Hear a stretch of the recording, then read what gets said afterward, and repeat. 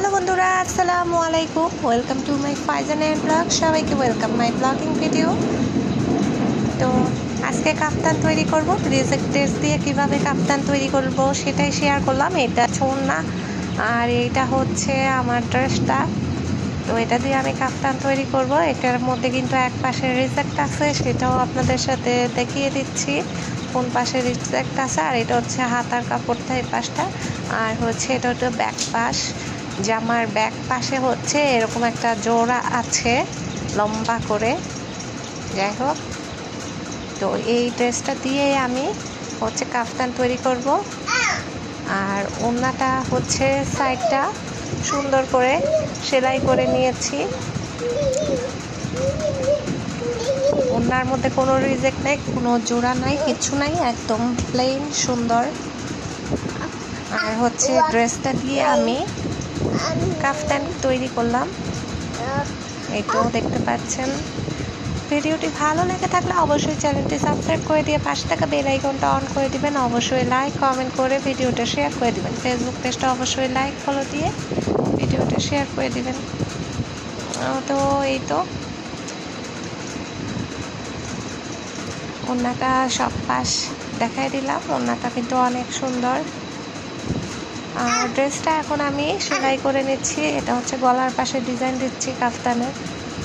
তো কাফতান সেলানো খুবই সহজ, একদম ইজিভাবে সেলাই করে নেব। তো গলাটা প্রথমে সেলাই নিচ্ছি, তারপরে বডি মাপ দিয়ে বডি অনুযায়ী সেলাই করে নেব। আর হচ্ছে আমি আবার বুকের এদিকে একটু ফিতা সিস্টেম দেব।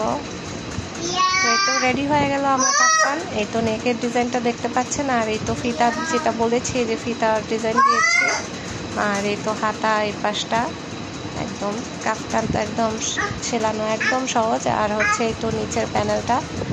আর ব্যাক সাইডে যেটা বলেছিলাম জোড়া ছিল, ওইটা একদমই দেখা যাচ্ছে না, বোঝা যাচ্ছে না। কেমন হলো অবশ্যই কমেন্ট করে জানাবেন।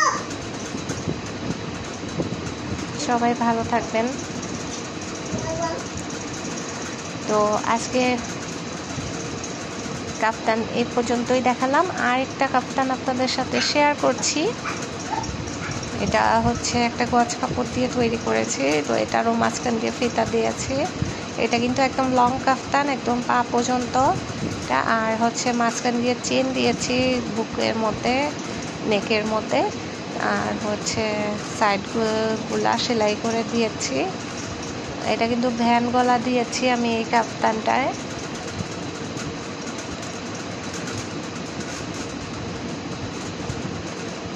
তো অনেক লং, পুরোটা ক্যামেরার মধ্যে আনতে পারতেছি না। যাই হোক, এই সাইডে এরকম ভাঁজ করে সেলাই করে দিয়েছি।